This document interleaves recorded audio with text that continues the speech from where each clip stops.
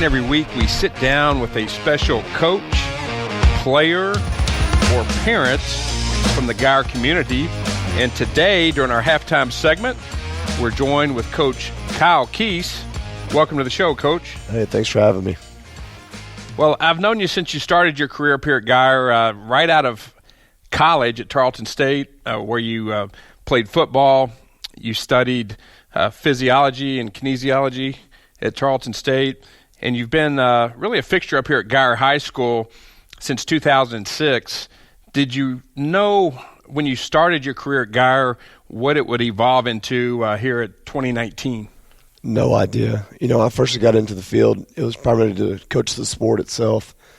And then I've always enjoyed training, but as soon as about the first 2 years I was into here at Guyer, I started digging, me and Brian Kagan started digging more into the proper way to train athletes, and it just kind of set fire after that. Now, you were a multi-sport star athlete there at Dublin High School. Well, I don't know about star, but many I played. People don't know that, but you played multiple sports, not only football, but you played basketball, baseball, track and field. Is there anything I'm missing there, Coach? Powerlifting, yeah. And that's obviously what involved into your strength and conditioning passion. Going to high school there in Dublin, was there ever a time where you thought you would pursue something other than football? I wasn't real sure. You know, when I was looking into going to Tarleton, there's nothing I could really think about doing other than being involved with the sport itself. Coaching is about my only passion that I wanted to do. And I've met your parents. They come up here to most of the Guyer home games. I think they might have missed a handful and since some I've of the been away here. games. So I can tell, growing up in your household, it was all sports all the time. All the time, nonstop. It's either going there or wherever. But I was always involved with sports, and they were always around. What was the most memorable moment at Dublin High School that really shaped that turning point, that aha moment, Coach Keese, that you said, hey, I want to do this for a living. I want to be able to impact kids. Do you recall a certain time when you decided you want to go in the coaching profession? Yeah, unfortunately, it was a bad situation. My senior year in high school, I tore my ACL. I had to spend that whole senior season kind of as a coach and not being a player. And I love being on the sidelines. I love being involved with the sport. I love helping the younger players develop and seeing improvement on their end, and I knew it was my calling. Well, you've done a phenomenal job. Anytime I've seen you up here on campus, it doesn't really seem like you're at work. I can tell you, no. you have a ton of enthusiasm. You bring that not just to the football program, but to the other sports that you help mentor and help shape in their strength and conditioning. Can you talk a little bit? I know we're here at Aledo, Friday night game, but can you talk a little bit about the other sports and the impact you have here at Guyer High School? Yeah. So I primarily work with football. I work with baseball quite a bit, especially during the end season. I work with Coach Schrader with the soccer team, and I've started to pick up the boys' track team now. But as for how I carry them is, nothing really changes. Like you said, it's my passion. So it doesn't matter if it's a football team in there, whether it's freshman football, baseball, whatever, they're going to get the most out of me, and I expect the same out of them. Well, we were talking off air when you came to Guyer. You coached baseball for a couple seasons with Coach Sprayberry, Coach Kinsey. Coach McFarling, yeah. You've developed great relationships with all those gentlemen. Now, I'm hearing this third party now. I just want you to verify it. One reason you gave up coaching baseball here at Guyer is you refused to wear full-length pants on the field. Me and Kinsey butted heads several times about that. He finally got so bad that he had to put me up in the press box. But, yeah, I had a hard time wearing the uniform. Well, it's what they do at the major league level. I hear. I just couldn't do it, man. I don't know, something about it. I couldn't do it. Well, hey, we appreciate your contribution then and now with the baseball program. Your friend Kurt Sprayberry, he's still a fixture up here. He joins you in the field house many mornings for strength and conditioning, and he chose a path to go into private business and not continue coaching up here. But there's a lot of young men and women that are listening to this right now that are thinking about pursuing a career in coaching. What would you tell them about your experience and if you were sitting down eyeball to eyeball with them about the coaching and teaching profession? Yeah, it's not about the money. I mean, I tell my kids in class, actually, we start off the year, I talk about passion and doing what they want to do in their career long term. And if you don't wake up every morning loving what you're doing, you maybe need to be doing something else. Money can only take you so far, and money can only make you so happy. But making it, these kids, maybe it's not just nowadays, but forever, kids need good influences in this world. And, be that something that's going to change their life forever. You don't know what's going on at home outside of school or athletics, and you could be that one positive thing that may change the world forever. To me, that's a lot more impact than dollar signs. Yeah, totally agree, and that's one reason we do this show and we bring Guyer football to the fans is to try to impact one kid, one parent, and other coaches out there that might be tuning in. So I appreciate that. That's great insight for any young student athlete. Now, let's take a step back. You were part of the 2012 and 2013 back-to-back state championship teams.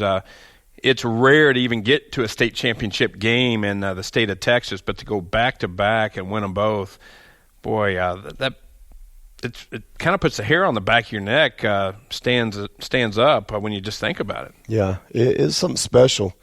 Those kids were very gifted, but man, those kids, they fought for each other. It was fun to watch them play because, they weren't playing for something else. They were playing for each other. But the journey, I have those 2 rings and those medals, and they're put up.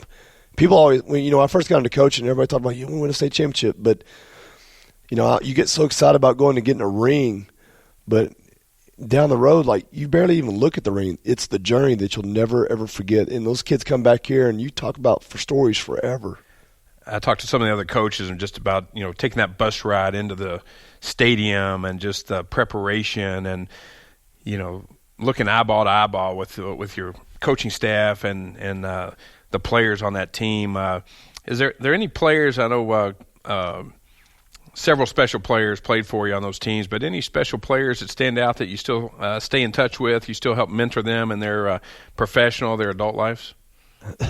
There's a lot of them.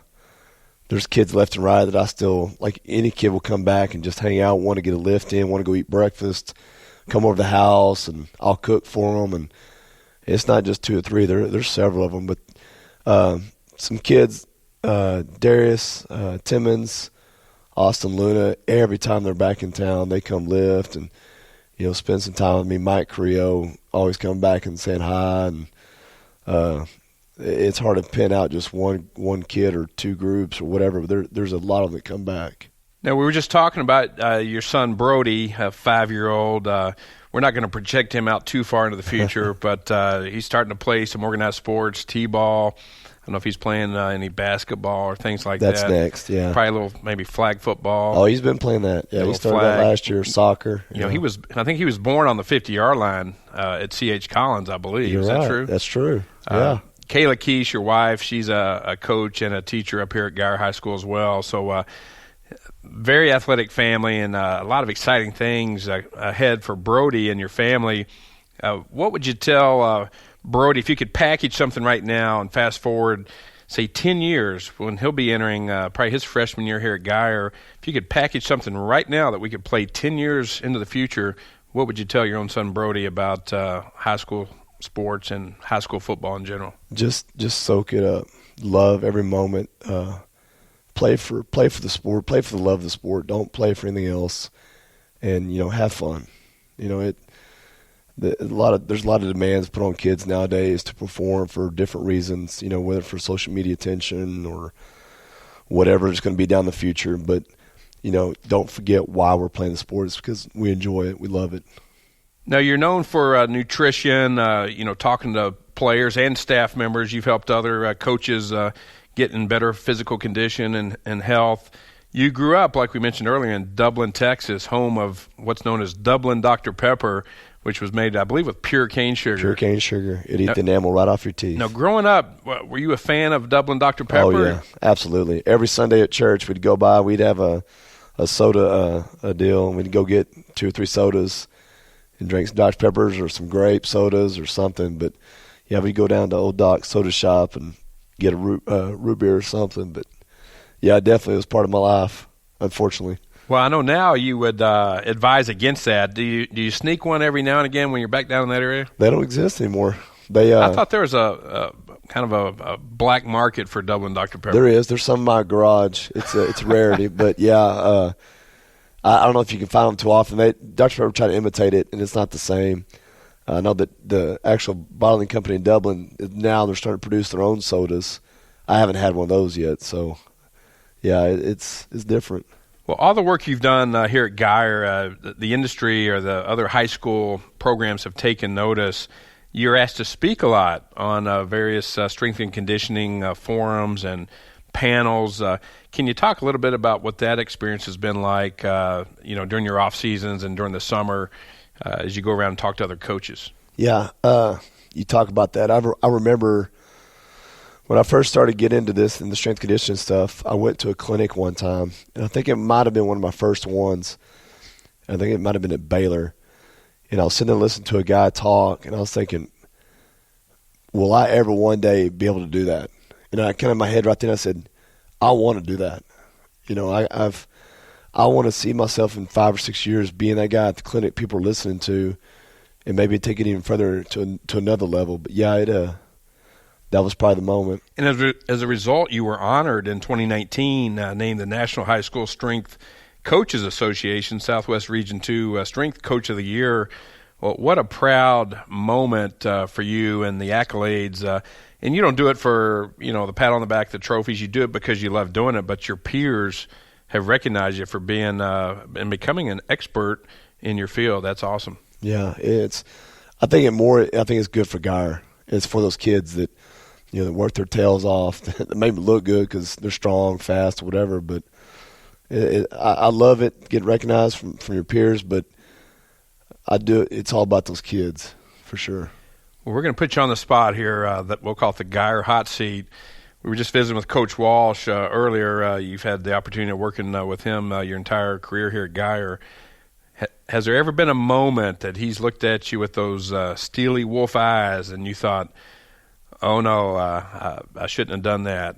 Anything that stands out that you can look back on your career that honestly, I don't think so. Like this is a big reason why it's hard to leave Guyer, because of him. He's 100% bought into me and what we do here, and he completely trusts me, and he 100% backs me up in everything. And so I'm sure there's been moments he's been aggravated or mad at me for something, but he's helped me a lot grow as a coach, and I have a tremendous amount of respect for him. Coach Kyle Keese, Guyer High School, thank you so much for joining us here on this special halftime segment. Man, absolutely. Thank you very much for having me on here.